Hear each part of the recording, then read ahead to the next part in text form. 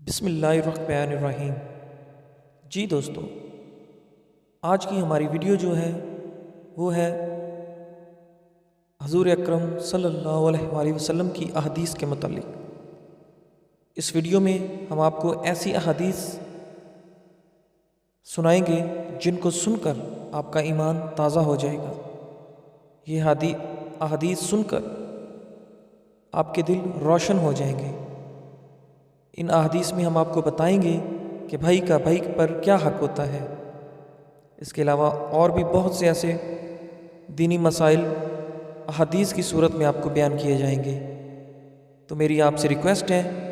کہ اس ویڈیو کو پورا دیکھیں، تمام احادیث کو غور سے سنیں اور ان پر عمل پیرا ہو کر اپنی زندگی کو خوبصورت بنائیں اور نبی پاک صلی اللہ علیہ وآلہ وسلم کی احادیث کے مطابق زندگی بسر کریں۔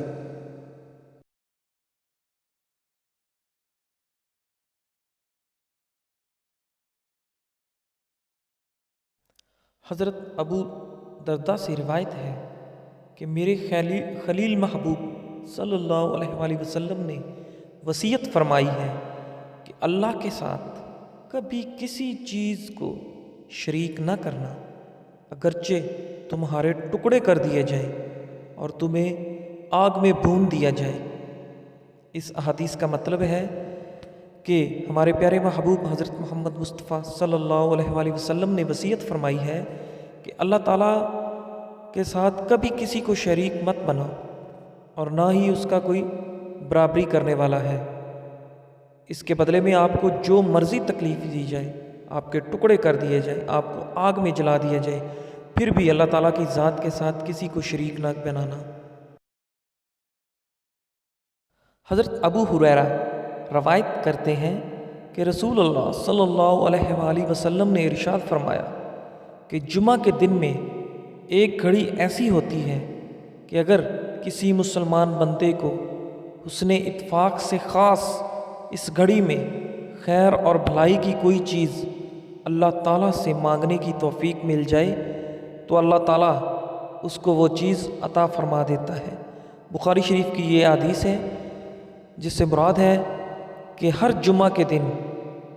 پورے دن کے دوران ایک گھڑی ایسی ہوتی ہے جس میں جب کوئی مسلمان بندہ اللہ تعالیٰ سے جو بھی دعا کرتا ہے، جو بھی چیز مانگتا ہے، اللہ تعالیٰ وہ اس کی دعا پوری کرتا ہے اور وہ چیز اسے دے دیتا ہے۔ تو ہمیں چاہیے کہ ہر جمعہ کے دن اللہ تعالیٰ سے دعا کرنی چاہیے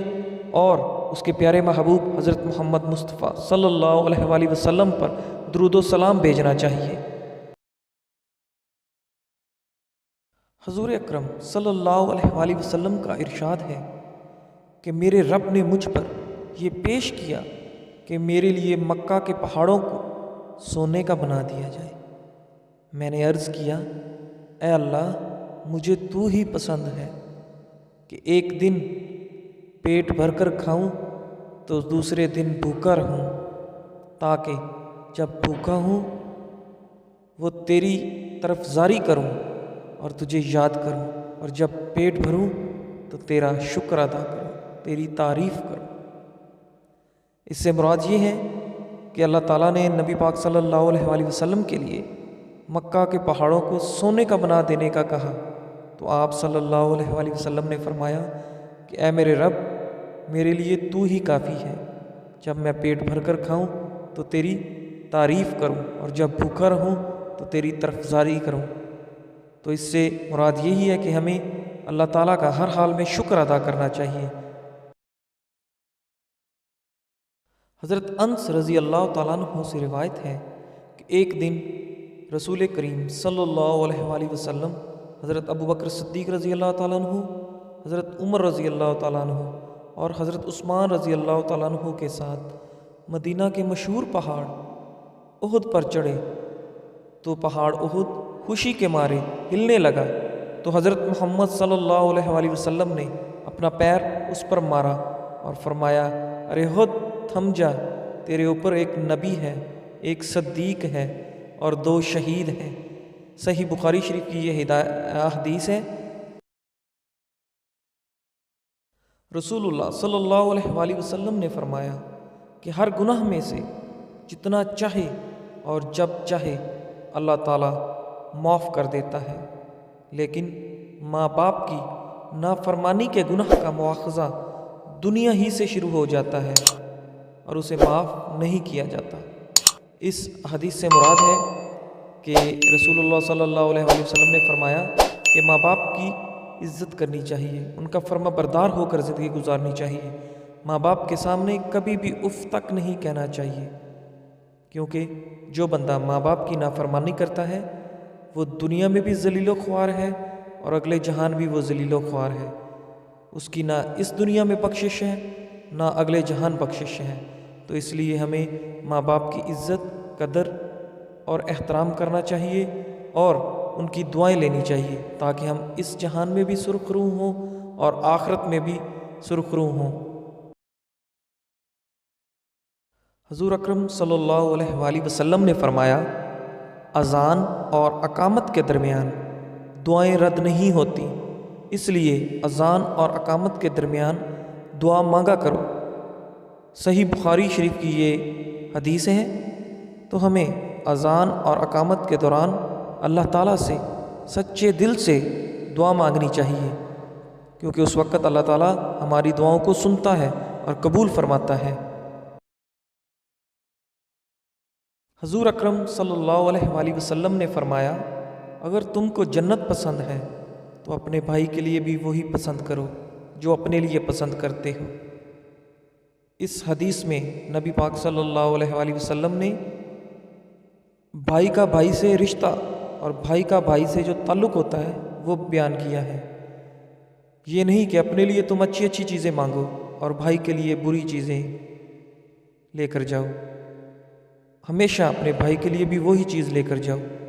جو تمہیں پسند ہے، اس کے لیے بھی وہی سوچو جو تم اپنے لیے سوچتے ہو، اسی میں بھلائی ہے اور اسی میں نجات ہے۔ حضرت علی رضی اللہ تعالیٰ عنہ سے روایت ہے، وہ بیان کرتے ہیں انہوں نے رسول اللہ صلی اللہ علیہ وآلہ وسلم سے سنا، آپ نے سود کھانے، کھلانے والے، تحریر کرنے والے اور صدقہ نہ دینے والے پر لعنت کی، نیز آپ نے نوحہ گری سے بھی منع فرمایا ہے۔ تو اس حدیث سے یہ ثابت ہوتا ہے کہ سود کھانے والا، کھلانے والا اور سود کی رقم لکھنے والا، صدقہ نہ دینے والا، ان سب پر آپ صلی اللہ علیہ وآلہ وسلم نے لعنت فرمائی ہے، اور جس شخص پر ہمارے پیارے محبوب صلی اللہ علیہ وآلہ وسلم کی لعنت ہو تو اس سے برا شخص اس دنیا میں کوئی نہیں ہو سکتا، لہٰذا ہمیں اس سے بچنا چاہیے۔ سید ابو ہریرہ رضی اللہ تعالیٰ عنہ سے روایت ہے کہ رسول اللہ صلی اللہ علیہ وآلہ وسلم نے فرمایا، سب سے برا نام جس پر روز قیامت اللہ تعالیٰ کے ہاں شرمندگی ہوگی یہ ہے کہ آدمی اپنے آپ کو شہنشاہ کہلوائے۔ صحیح بخاری کی حدیث ہے، تو اس سے ہمیں یہ مراد لینی چاہیے کہ کبھی بھی اپنے آپ کو، اپنی ذات کو شہنشاہ یا بڑا نہ کہلوائے، بلکہ شہنشاہ اور مالک، دو جہانوں کا مالک ہمارا پیارا رب اللہ تعالیٰ کی ذات ہے، تو ہمیں صرف اسی کو شہنشاہ ماننا چاہیے۔ حضور اکرم صلی اللہ علیہ وآلہ وسلم نے صحیح بخاری میں فرمایا، جب تم میں سے کوئی جوتا پہنے تو داہنے پاؤں سے شروع کرے اور جب اتارے تو بائیں سے اتارے، مطلب کہ پہنتے وقت دانا پاؤں پہلے پہنے اور اتارتے وقت بائیں پاؤں کا جوتا پہلے اتارے۔ تو ہمیں اس بات سے یہ سبق حاصل کرنا چاہیے کہ ہم ہر روز کتنی دفعہ جوتا اتارتے اور پہنتے ہیں۔ اگر ہم جوتے کو نبی پاک صلی اللہ علیہ وآلہ وسلم کی حدیث کے مطابق پہنے اور اتاریں تو ہمیں جوتا پہننے اور اتارنے کے ساتھ ساتھ نیکی اور ثواب بھی ملے گا، اور نبی پاک صلی اللہ علیہ وآلہ وسلم کی سنت اور احادیث بھی ادا ہوگی۔ تو ہمیں نبی پاک صلی اللہ علیہ وآلہ وسلم کی احادیث کے مطابق جوتا اتارنا اور پہننا چاہیے اور اس پر عمل کرنا چاہیے۔ حضرت ابو ہریرہ رضی اللہ تعالیٰ عنہ نبی اکرم صلی اللہ علیہ وآلہ وسلم سے روایت کرتے ہیں، آپ نے فرمایا کہ 7 آدمی ایسے ہیں جن پر اللہ تعالیٰ اپنی رحمت کا سایہ ڈالتا ہے۔ ان میں سے ایک شخص وہ جو اللہ تعالیٰ کا ذکر کرے تو اس کی آنکھوں سے آنسو جاری ہو جائیں۔ بخاری شریف کی یہ حدیث ہے۔ تو ہمیں چاہیے کہ اللہ تعالیٰ کا ذکر کرنا چاہیے، اللہ تعالیٰ کے محبوب صلی اللہ علیہ وآلہ وسلم پر درود و سلام بھیجنا چاہیے، اور اللہ تعالیٰ کا ذکر کرتے ہوئے اس سے دعا طلب کرنی چاہیے، اس سے معافی مانگنی چاہیے، اور گڑ گڑا کر معافی مانگنی چاہیے کہ ہماری آنکھوں سے آنسو جاری ہو جائے۔ تو ایسے بندے اللہ تعالیٰ کو بہت پسند ہیں، اور ایسے بندوں پر اللہ تعالیٰ اپنی رحمت کا سایہ ڈالتا ہے۔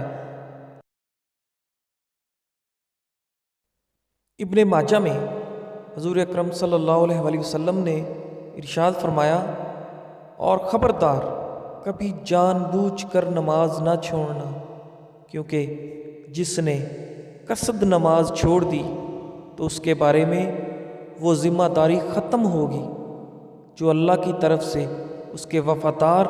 اور صاحب ایمان بندوں کے لیے ہے۔ اور خبردار شراب کبھی نہ پینا، کیونکہ یہ ہر برائی کی کنجی ہے۔ لہٰذا ہمیں جان بوجھ کر کبھی بھی نماز نہیں چھوڑنی چاہیے۔ دن میں 5 وقت کی باجماعت نماز ادا کرنی چاہیے، اور اللہ تعالیٰ کا شکر ادا کرنا چاہیے۔ اس کے علاوہ شراب کے نزدیک بھی ہمیں نہیں جانا چاہیے۔ جی دوستو، تو آپ نے اس ویڈیو میں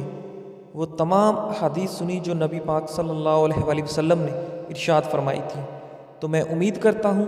کہ وہ تمام احادیث آپ نے بڑے غور سے سنی، اور اپنی زندگی میں ان احادیث کو لاگو کریں گے اور ان پر عمل کریں گے، اور ایک اچھی اور خوبصورت زندگی نبی پاک صلی اللہ علیہ وآلہ وسلم کی سنتوں اور حدیث کے مطابق گزاریں گے۔ اس کے علاوہ میری آپ سے ریکویسٹ ہے کہ ابھی تک اگر آپ نے میرے چینل دیوان ٹی وی کو